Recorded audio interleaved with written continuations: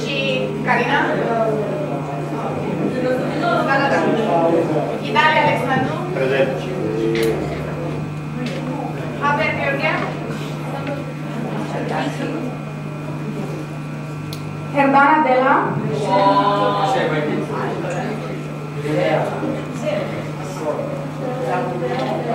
Familia Homorei?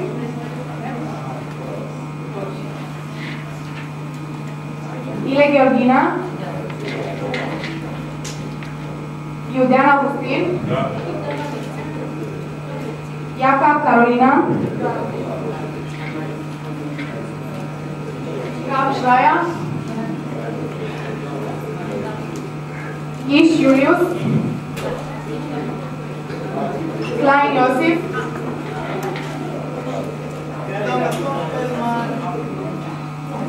Dubek Delia? Mandana Mia? Mendel Laurean? Mijikoi Daniela? Monar Frigesh? Morar Jacqueline? Moscovici Camil? Oana Eugen? Pelina Adriana? Vinkovici, Maura și Naftali? Plugauru Eugenia și Valer? Rad Nadia? Rad Zoltan?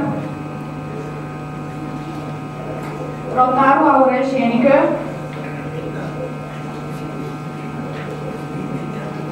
Rod, Tiberiu și Veronica?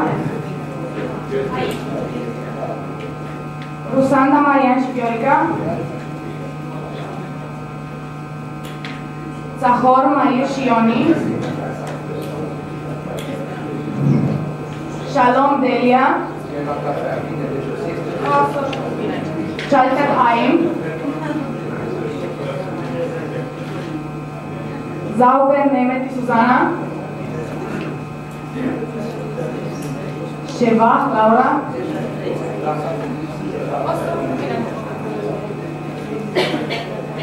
Schleisinger, Ionel și Marta?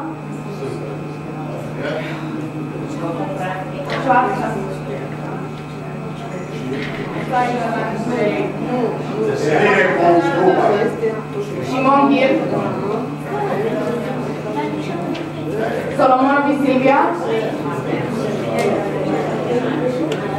Spitzer, Herman, Alexandru și Iuliana?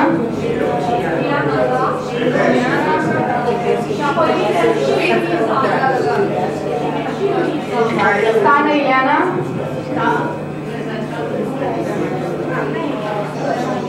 Stern, Andrei, Irminie? Stern, Irina, Stern, Picu? Sabolasco?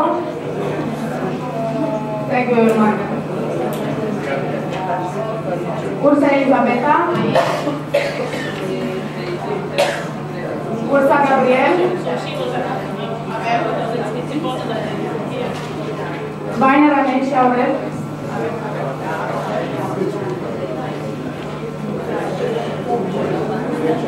Dexler, Felicia și Rafael?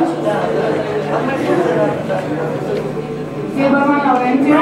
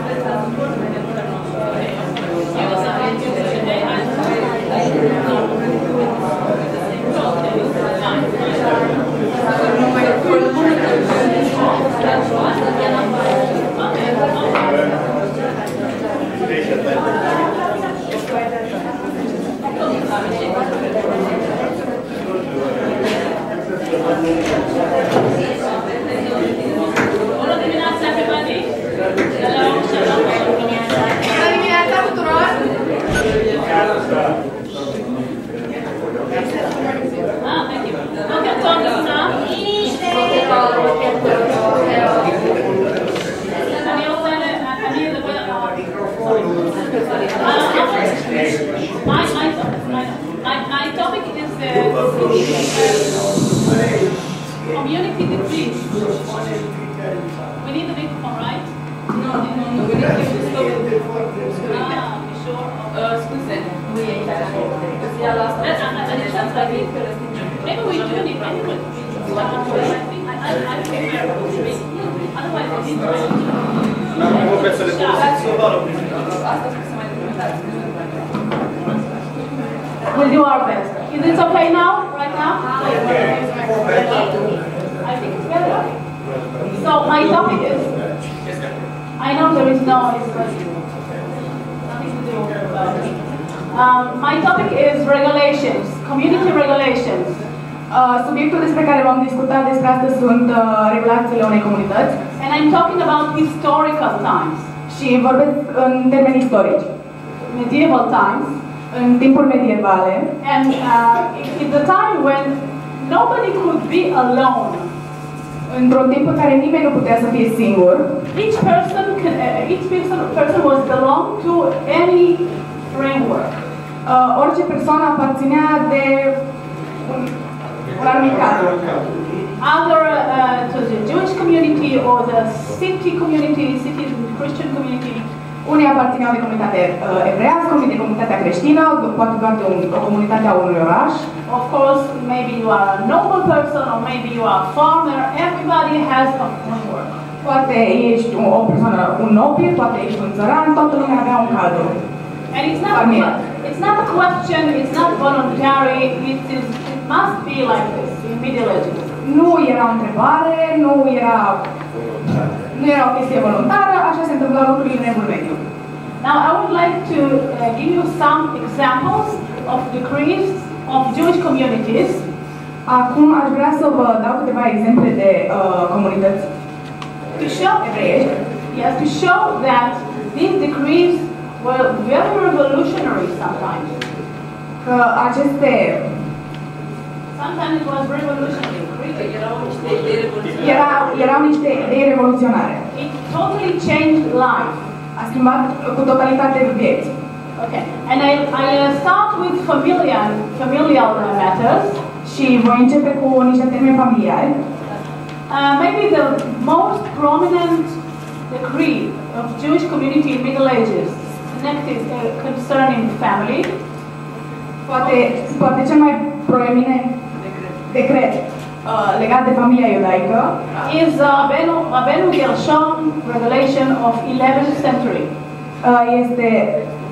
Este decret Rabbeinu Gershom. Gershom ben Yehuda. Gershom son of Yehuda. The family came from Italy. Familia a venit din Italia. And they settled in Magenza, Mainz. S-au așezat în Magenza, în Germania. Magenza or Mainz is a city next to the Rhine River. Deci Magenza este un oraș lângă râul Rhine. Right.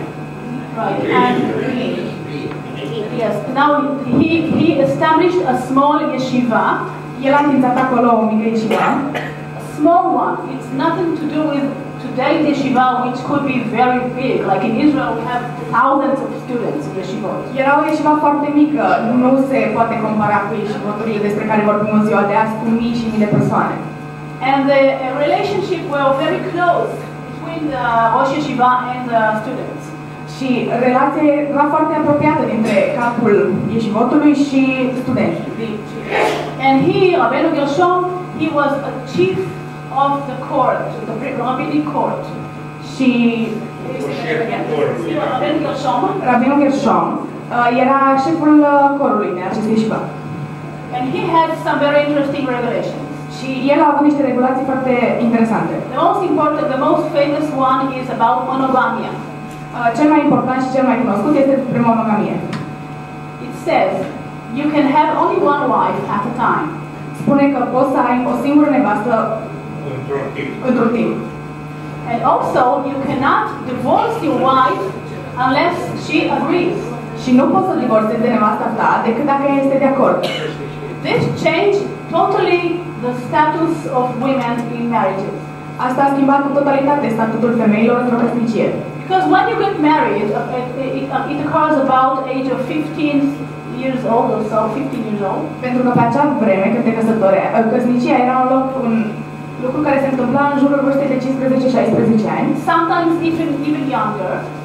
Câteodată și mai devreme. And you know that your wife now, this very young woman, is your wife for a lifetime. Și știai că această femeie foarte tânără este soția ta pentru tot restul vieții tale. And only if both sides agree, they can divorce. But you cannot make her, you cannot force her to divorce. Și numai dacă ambele părți sunt de acord cu divorțul, numai atunci poate avea loc. În afară de asta, nu poți să o forțezi femeia. So this gave women a lot of power in marriages.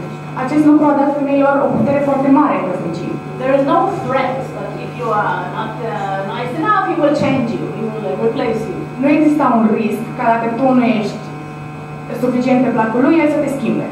And even, and this is even more important, even if you have a critical problem, like fertility, if you're not fertile, if you can't have children, you cannot have children. Ba chiar mai mult, dacă există probleme serioase, precum probleme de fertilitate sau nu poți avea copii și așa mai departe. And this sometimes happens, of course. Și se întâmplă, desigur, câteodată. And also, if you are suddenly ill, și chiar dacă ești bolnavă, it also can happen sometimes. Și asta se poate întâmpla câteodată.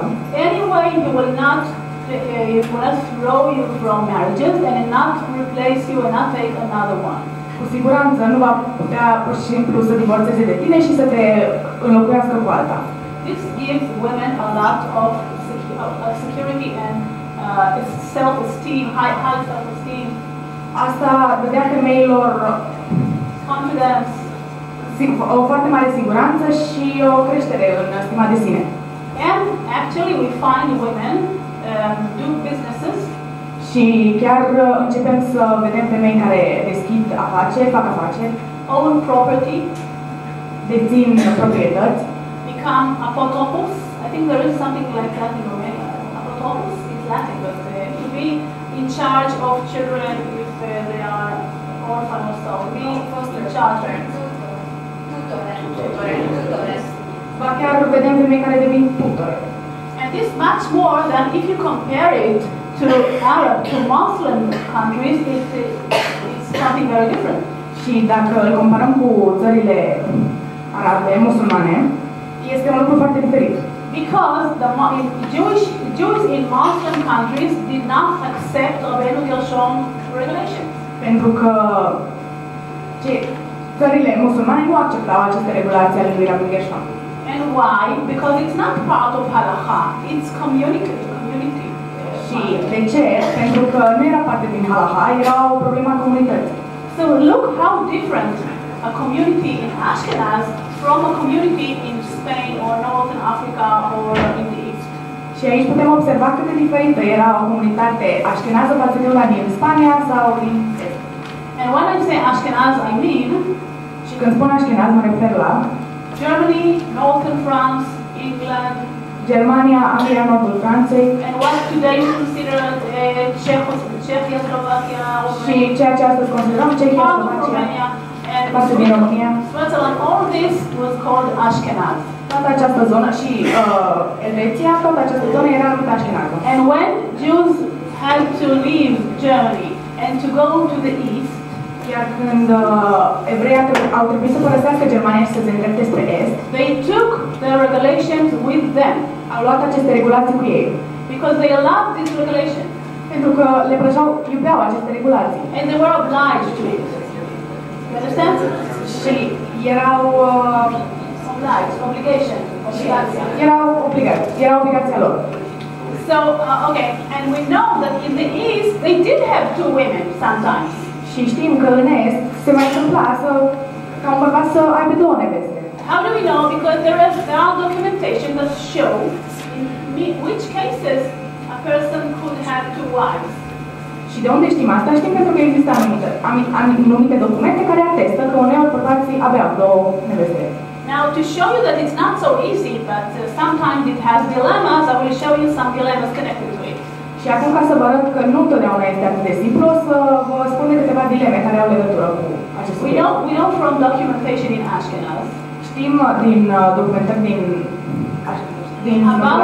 about a person who his wife became mentally ill.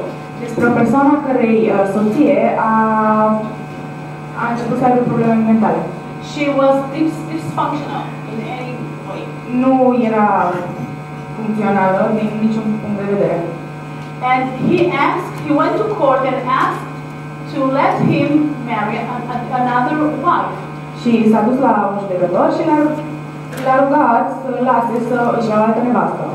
He cannot divorce her because somebody has to take care of her. Okay, so he wanted to leave her at home, but to have another wife.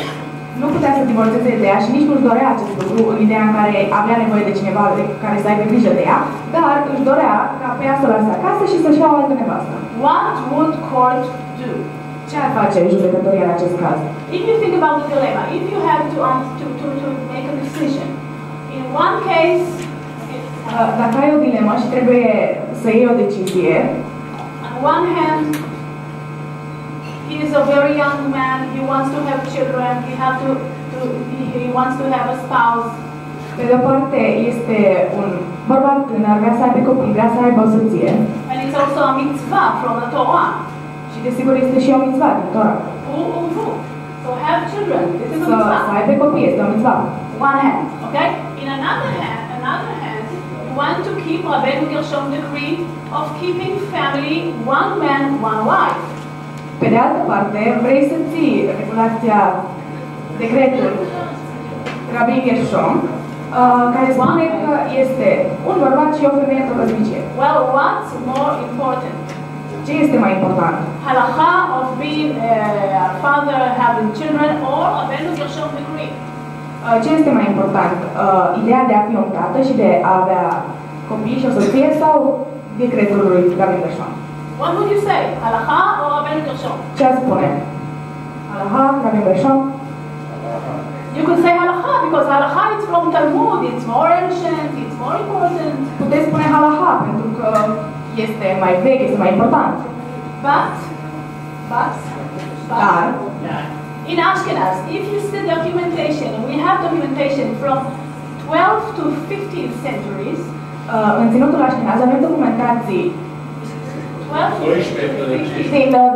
din secolul al XII-lea până al secolul al XV-lea. There is no even one case that they abolished Rabbeinu Gershom decree for this situation. Nu există nici un exemplu ca ei să fi ignorat decretul lui Rabbi Gershom.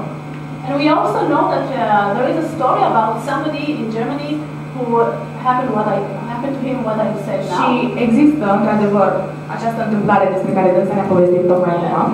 It's an example from 13th century. Este un exemplu din secolul XIII. He went from one community to another in Germany. He went to Bonn, he went to certain places in Germany and tried to convince the court to make him, he was very young, he wanted another woman because his wife is ill, he's mentally ill. El a încercat să meargă de la comunitate la comunitate și să încerce să convingă judecătorii că sunt tânăr. Vreau să am și eu o altă nevastă. No rabbi agreed to break Rabbeinu Gershom rule. Niciun rabin n-a fost de acord să încalce acest decret. Even though it's not halacha, it's only a decree, of a community decree. Chiar dacă nu este o halacha, este decretul unei comunități. So you see that community decree sometimes was considered so important, so obligatory. Deci puteți vedea că uneori decretul comunității era atât de important și atât de avea așa o importanță și o forță mare în comunitate. And by the way, I'll tell you that they changed it in 16th century. Și pot să vă spun și că a fost schimbat în secolul al XVI-lea. And if I have time in the end, if you wish, I'll go back to this. Și dacă mai avem timp la final, mă voi întoarce și vă voi spune și despre asta. But now I want to take another example. Dar acum vreau să vă spun de un alt exemplu.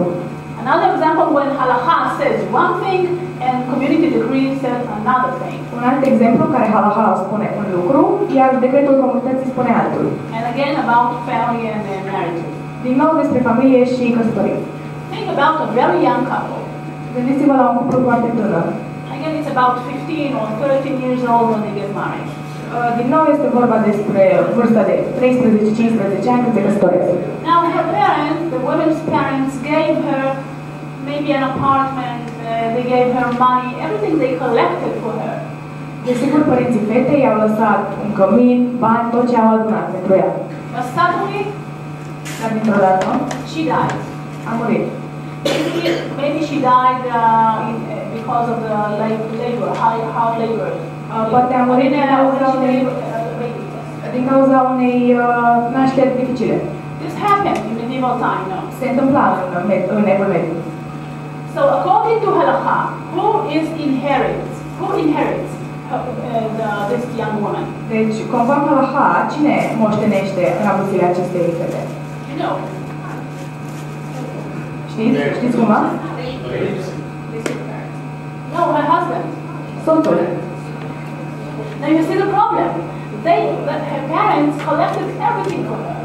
Acum puteți vedea problema. Părinții au adunat totul pentru ea. Because they wanted her to have a family with children and everything. Pentru că și-au dorit ca ea să aibă o familie cu copii și tot ce și-au dorit. Now she died. Acum a murit. With no children. Fără copii. Her husband, which is very young. Soțul ei, care este foarte tânăr și el. What he would do now? Ce-ar face el acum? Again, right, he will take all this money and have our different wife that we don't know she's foreigner, right? The new wife. Și-ar fi luat acei bani și și-ar fi găsit o soție nouă care este o străină, nu știu nimic despre ea. And he will have her children. Și va face copii cu ea. So it was impossible for the parents. Era foarte, foarte greu, ba chiar imposibil pentru părinți. They lost both their daughter and also all the money they wanted to have. She had. Și-au pierdut și fiica și toți banii pe care și-au dorit ca ea să îi aibă. So you see the problem. So we have documentations about Kehilot in France. Deci avem in France. Documentații despre comunități din Franța. That decided that if she died in the first year of marriages with no children, dacă femeia este să moară în primul an de căsnicie, fără copii, all what she got from her parents go back to her parents. Tot ce a primit de la părinți se întoarce la părinți. Mai primul an, cele în primul an de căsnicie. Primul an de căsnicie. First year of marriages with no children. If she has children, no. Dacă are copii, atunci nu, soțul păstrează banii, dar dacă nu, banii se întorc la părinți. And you see why? Because if she has children, și puteți vedea de ce, pentru că dacă are copii, it's not so absurd, it's not such an absurd, because the children will get from their father, so it goes to her children. It's fine. Nu este un lucru absurd, pentru că copiii vor beneficia și ei de acel bani, așa că este în regulă. But if you understand, if there are no children, it will go to a different family, a foreigner family. Dar dacă nu sunt copii, puteți să înțelegeți că acești bani vor merge la o familie străină. Now we hear from documentation that this started in Narbonne, the city of Narbonne in Provence, south of France.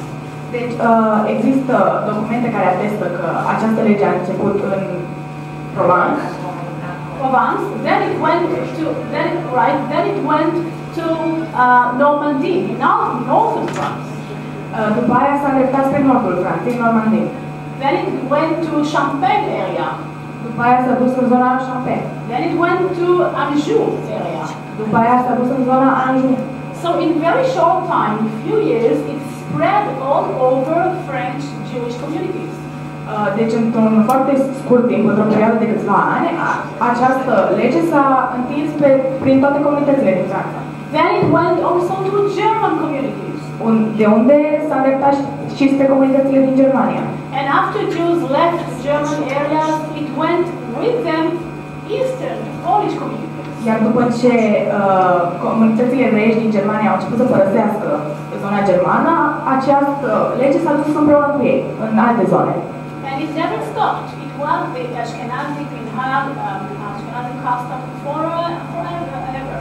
Și acest lucru nu s-a schimbat niciodată și a fost dat mai departe. So this is another example how community decrees could totally change lives of families. Acesta este un alt exemplu cum decretele comunitare pot să schimbe în totalitate viața unei familii.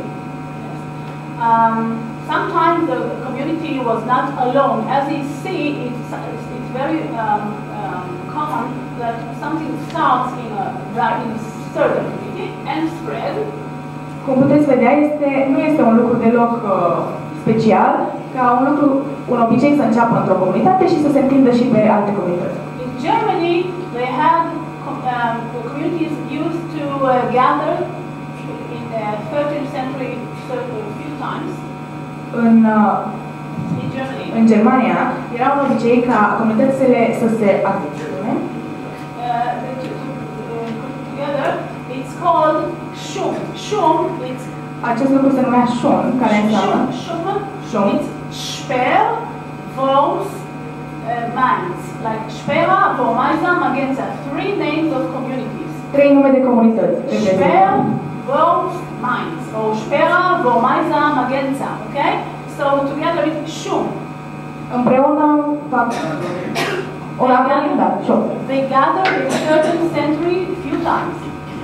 S-au adunat între secolul 13 de mai multe ori. And in history then, if you say, if you ask even in very late time, in 17th, 18th century, you say, what is the origin of this decree? You say, it comes from Schum. Oh, if it comes from Schum, this is obligatory. Deci și în secolele mai târziu, dacă întrebai de unde vine această regulă și spuneai vine de la Schum, atunci este de la Schum, este lege, așa este. In many Eastern European countries, și în multe țări din estul Europei. Another example of family life. Un alt exemplu al vieții familiare. About violence. Despre violență. Of course, it's forbidden to hit anybody, you know. Desigur, este interzis să lovești pe oricine. But sometimes it happens that there is violence in the family. Dar câteodată se întâmplă să există violență în familie. According to halakha, if the husband hits his wife, conform halakha, dacă soțul își lovește soția, she has to appeal to court, to rabbinic court. Trebuie să se ducă la un tribunal rabinic. And the whole procedure starts. Și începe o întreagă procedură. She has to have witnesses. Trebuie să aibă martori. And they investigate the witnesses. Și există o investigație și a martorilor. Exactly what happened. Exact ce s-a întâmplat, cum s-a întâmplat. What he said, what did you see, exactly what happened. So it's like a trial. Cine ce a spus, ce a văzut, este exact ca și într-un proces. In 13th century France, în Franța secolului 13, in the Jewish community of Corbel, în comunitatea evrească din Corbel, Rabin Peretz, which is somebody, Rabin Peretz, care este not somebody, he was very prominent in France. Era foarte proeminent în Franța. He decided that if there is violence in the family, she could have, the woman doesn't have to wait until all the procedure ends. El a decis că dacă există violență în familie, femeia nu trebuie să aștepte să se parcurgă întreg procesul. She can leave home. Poate să plece de acasă. And he has to give her money, what he owes her. Și el trebuie să-i dea ei banii pe care îi datorează. And he cannot claim that she left and she's not okay because she left. No, it's her right to live in these circumstances. Și el nu poate să o acuze că ea a plecat, este absolut dreptul ei. Again, you see, halakha says there is a procedure, but the Greek says no, you don't have to wait until the end of the procedure. You can save your life. Sometimes it's about danger. Din nou, putem vedea că halakha spune că există o anumită procedură. Decretul comunitar spune că nu poți să pleci și să salvezi viața. Okay, so all these examples were about family life. It's what I got to just remind you. It was a very Gershom decree. It was the Dori decree to bring back money and about violence. Deci, ca să vă reamintesc, toate aceste exemple erau exemple din viața familiară. Ca să ne reamintim, a fost decretul lui Rabin Gershom, decretul despre bani și moștenire și decretul despre violență. Just to show you that family life totally changed thanks to communal with peace. Doar ca să vă arăt că viața familială se schimbă în totalitate în fața decreturilor comunitare. I'll give you another example from economic. O să vă dau un alt exemplu din punct de vedere economic. There's a very ancient decree from 11th century Germany. Este un decret foarte antic din secolul XI al Germaniei. Called with a very weird name, Ma'ufia. Are un nume foarte ciudat, Ma'ufia. Ma'ufia. Ma'ufia. It comes from Arabic. Vine din arabă. And how come that Jews in Germany use a word from Arabic vocabulary? Why? Și cum de comunitățile evreiești din Germania ar folosi un cuvânt care provine din arabă? De ce? This is because Jews in Germany in 11th century had sometimes international trade. Asta pentru că uneori populația germană din secolul al XI-lea a avut niște a făcut comerț internațional cu țări. Not many of them. Most people didn't do international trade, but some of them. Nu foarte multe, nu multă lume făcea comerț internațional, dar acestea aveau loc. And what ma'ufia means? Și ce ma'ufia înseamnă? It's a monopoly. Monopoly, you know. Este un monopol. It means that if you have a customer, no other Jew will do business with your customer. Asta spune că dacă tu ai clientul tău, niciun alt evreu nu poate să facă afaceri cu clientul tău. If you take a customer, you have the confidence and the safety that no one will take you living. Acesta spune că dacă tu ai reușit să pui mâna pe un client, tu poți să fii sigur că nimeni nu are dreptul să-l ia de la tine. Of course, this has good meanings and bad meanings. It depends which side you stand. Desigur, asta are și o parte bună și o parte rea în funcție de punctul dumneavoastră de vedere. It's good for the founders of the community. Este foarte bun pentru fondatorii comunității. And it's not good for the newcomers. Și nu este deloc bine pentru nou-veniți. No, if you're a newcomer, you can enter the community and say, no, you can't do business with him, and him, only with the others. So it's disturbing. Dacă ești nou venit și tu vrei să faci afaceri, oricine care era aici înaintea ta poate să spună, uite, cu acesta și cu acesta nu poți să faci afaceri, nu faci cu ceilalți. Yes, and also there's another decree from 11th century similar to this. Mai există un decret asemănător cu acesta. If somebody wants to join the community, dacă cineva vrea să se alăture comunității, you can negate it. You can say, no, I'm not accepting you. Poți să refuzi acest drept. And it's usually because of economical interests. Este de obicei dintr-un interes economic. Yeah, if there is a newcomer who wants to open business like your business, you can reject it. Dacă vine un nou venit și vrea să deschidă o afacere, tu poți să refuzi.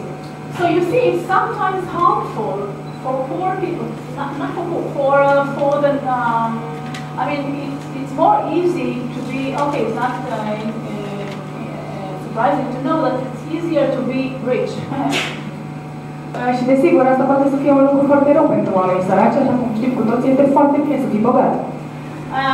I'm saying that to emphasize and to show, to illustrate that a community is not just something connected only to solidarity, loving everybody. Vă spun aceste lucruri ca să subliniez că comunitatea nu este întotdeauna numai despre solidaritate și iubire pentru toată lumea, pentru aproape și așa mai departe. It's sometimes very hard to be accepted to a community. Uneori este foarte greu să fie acceptat într-o comunitate. Because community keeps the interests of the strong ones. Pentru că comunitatea are interesul lor în prim plan este să-i susțină pe cei puternici. Well, it depends, you know, the social things happen. It changes. It changes. But sometimes community is a matter of quarrels. Desigur, câteodată într-o comunitate se întâmplă și certuri. And I'll give you another example, maybe more easy to accept. O să vă dau un alt exemplu, poate un exemplu care este mai ușor de acceptat. A little bit democratic, somewhat democratic. Cât de cât democratic. Yes. If you think that something was, if you think that you were treated very harmfully, Dacă tu crezi că ai fost maltratat în vreun anumit fel by the system, by the community system, de sistemul comunitar, you can, in the middle of the prayer at the synagogue, în mijlocul rugăciunii în sinagogă, in the morning synagogue when everybody is in hurry, because it's morning, în mijlocul rugăciunii de dimineață, pentru că este dimineață și toată lumea se grăbește, you wait for the critical point, aștepți punctul critic, which is before they took out the Torah from our college. este momentul de dinaintea scoaterii solului de Tora din Arona Kodesh, Or exactly before Tfilat Shmoneh Esrei, Tfilat Amidah. sau exact înainte de Tfilat Shmoneh Esrei, Tfilat Amidah. Then you go to the Bama in the Te duci la Bima. you said, everybody awake. There will not be a prayer here until you hear me. Poți să spui, aici nu va avea loc o rugăciune până mă ascultați pe mine. And it's legitimate.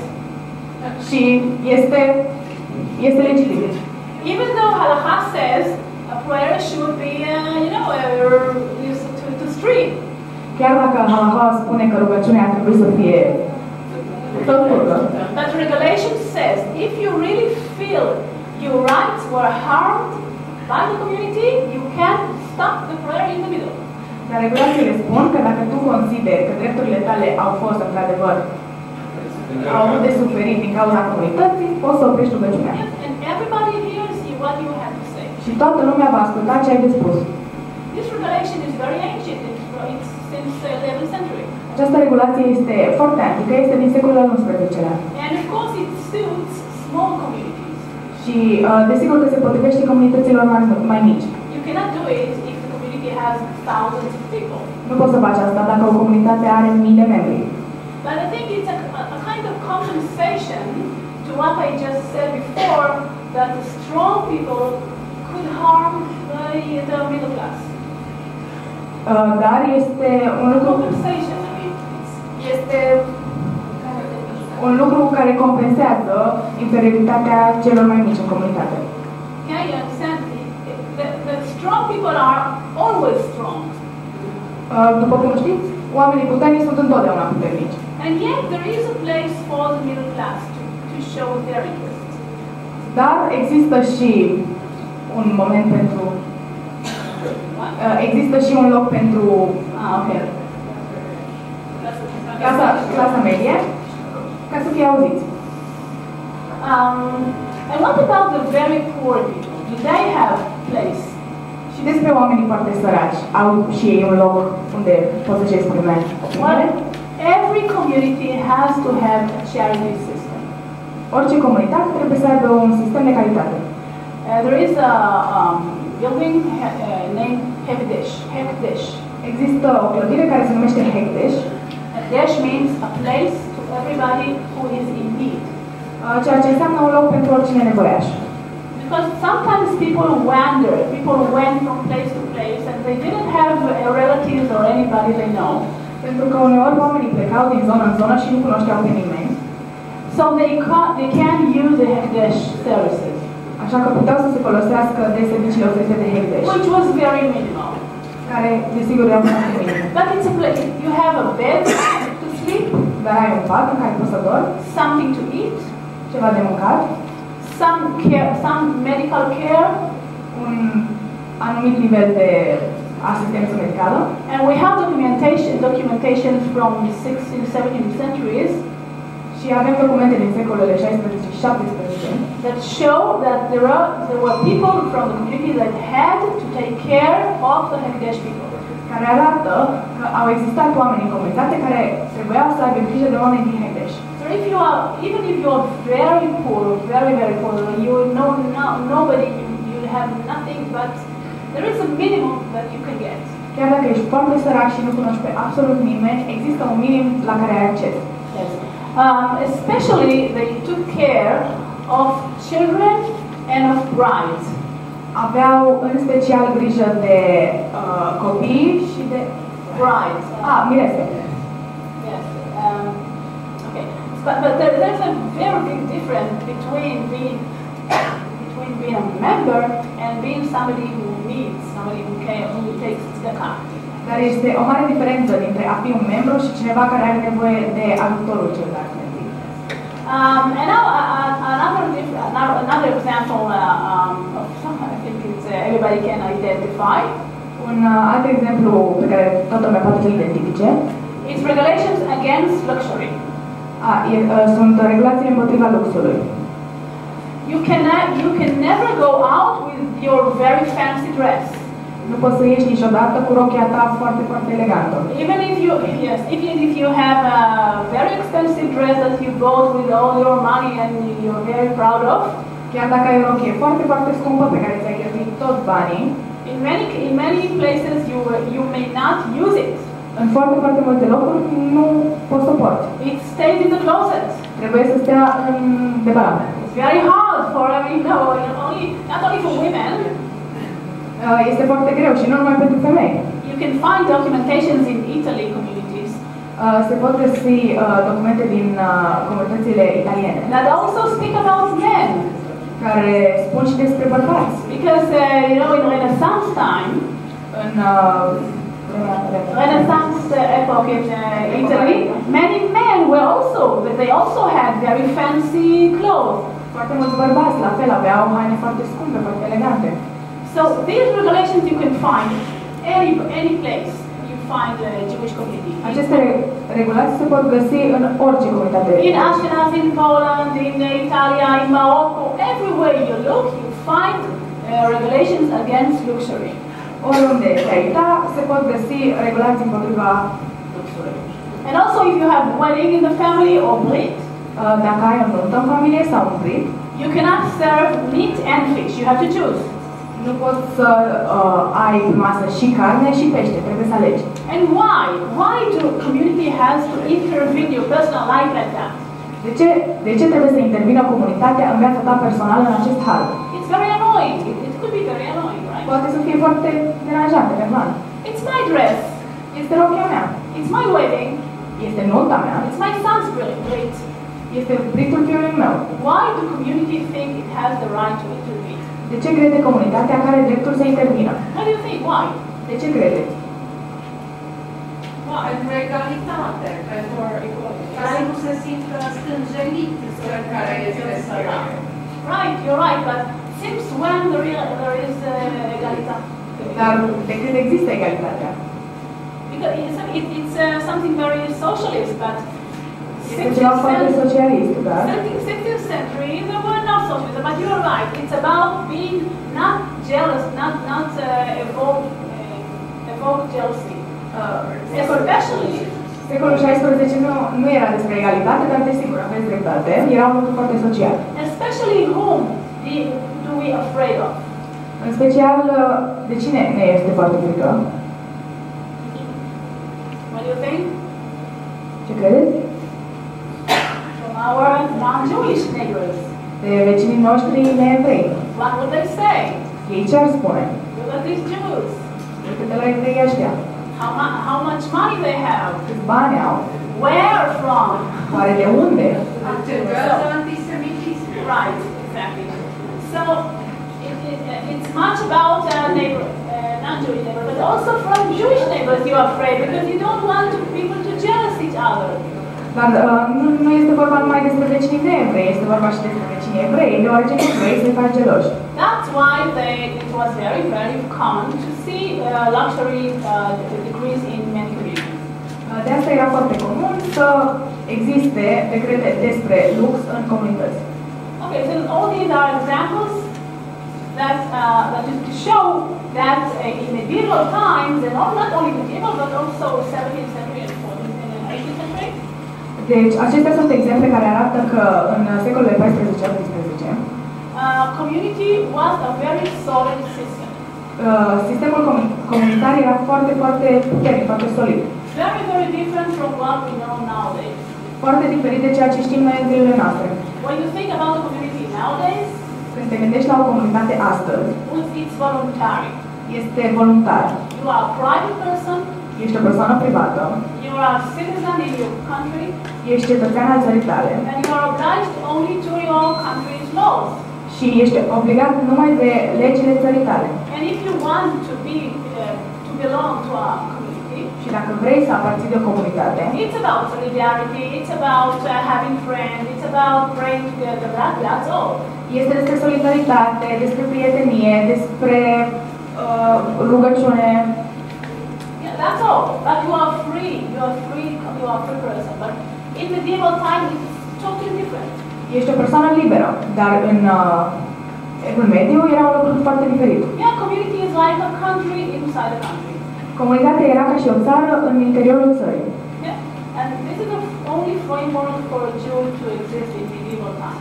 Și acesta era singurul cadru în care evreii puteau să existe în Evul Mediu. If you don't want to belong to the Jewish community, Dacă nu vrei să aparții de comunitatea evreiască, okay, go to the Christian community. în regulă, du-te la comunitatea creștină. You understand? There's no such a thing, I'm a person now from for myself. Nu exista conceptul de eu sunt o persoană doar pentru mine. Okay, that's all. That's the reality. Aceasta este realitatea. Somebody want to ask question or to ask something or Există întrebări sau comentarii? you want to ask something or to ask? Să adăugați, să întrebați. Would you like me to complete what I started about 16th century change in Rabbinical Shop? Ați dorit să auziți despre schimbările despre care vă spuneam mai devreme din secolul al XVI al regulației lui Rabin Gershom.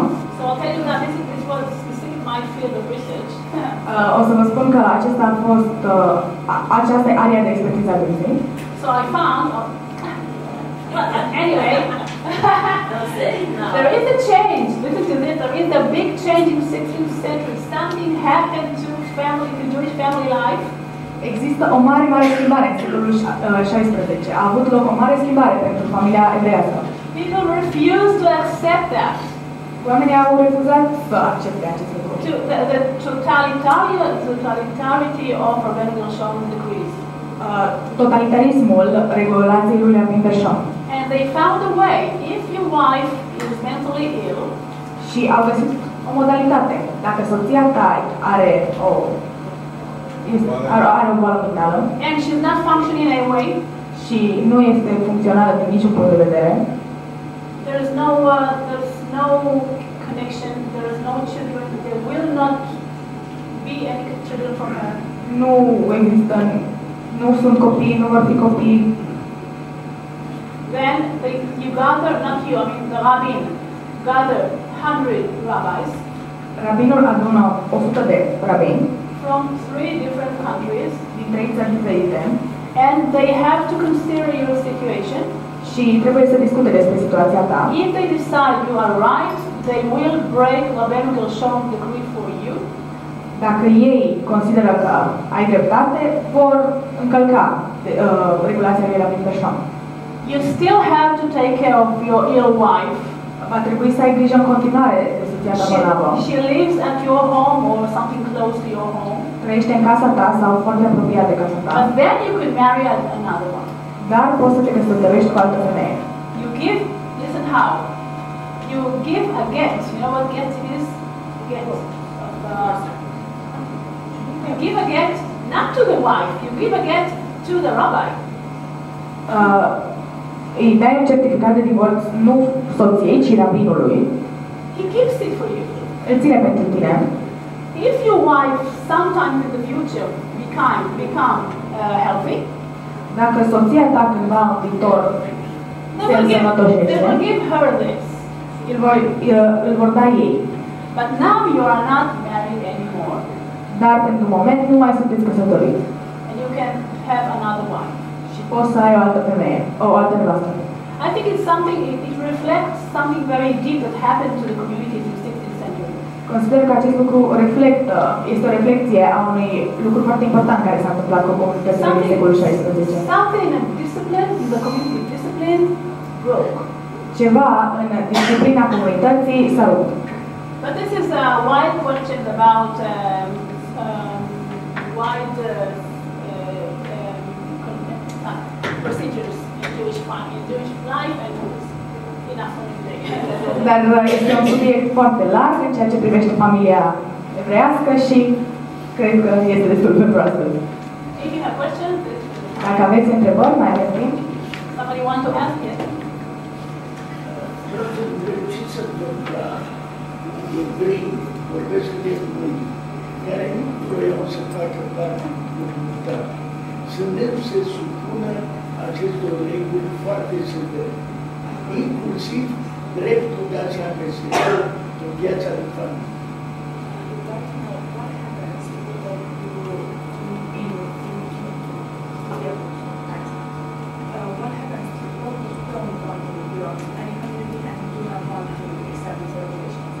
They cannot, because it's medieval times. There is no private life. I mean, the private life are in the framework of the sector.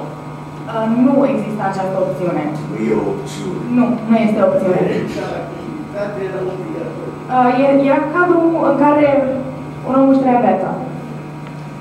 Dar în timpurile moderne, mai ales în Israel, comunitatea ce rol are în viața de familie se mai poate amesteca, este rabiul acela care decide, care dă căsătoria și divorțul. Pentru că noi suntem într-o societate modernă, care avem căsătorii civilă, cu drepturi și obligații și una religioasă. E o problemă.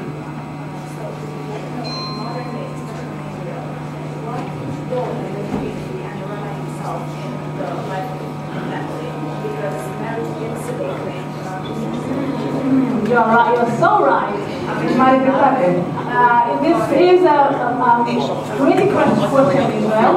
Este o întrebare critică în Israel. In Israel, if you want to get married, you must go through the rabbinic court. În Israel, dacă vrei să te căsătorești, trebuie să treci prin curtea rabinică. And Muslim must go to the Sharia, to the Muslim court. Iar musulmanii trebuie să se ducă la curtea musulmană. And Christians have to go through the Christian court. Iar creștinii trebuie să treacă prin curtea creștină. This is the Israeli law. Așa este legea în Israel. Yes, it is a problem. There are people who are very mad at this. Da, într-adevăr este o problemă și există persoane care sunt foarte supărate. Many people cannot get married this system. Foarte multe persoane nu se pot căsători din cauza acestui sistem. It's a very important question about the relations between religion and state. Este o problemă foarte mare, având în vedere relația dintre religie și stat. Generally, Israel, like any modern country, is a free country, you know, and people can decide to belong or not to belong to a synagogue or to community. It's voluntary. Israel astăzi este ca și toate statele moderne, o țară liberă și oamenii pot lua decizia să aparțină de comunitate sau nu. But this is an exception. In marriage, dar căsnicia este o excepție. Marriage and divorce and also become a Jew, it's in the hands of the Orthodox court. I mean, the Jewish Orthodox. Dar căsnicia, divorțul și ghiurul, adică convertirea, este în totalitate în mâna curților rabinice. I think according to the plan that I saw tomorrow on Shabbat, we have discussion. We're going to have discussion about the election. You know that we have election in Israel next 2 weeks. Dacă v-ați uitat în program, puteți să observați că mâine va avea loc în timpul modului o conversație despre alegerile din Israel. And Shabbat decided that I think it's a very good idea that we talk about tomorrow about some problematic questions, and maybe we'll talk about this also. It's one of the things that spread people in Israel. Și domnul Sabag a avut ideea foarte bună de a aborda acest subiect, un subiect care a divizat foarte mult. So we'll talk about it tomorrow if you wish. Și vom discuta despre asta mâine, dacă doriți. Okay? Okay,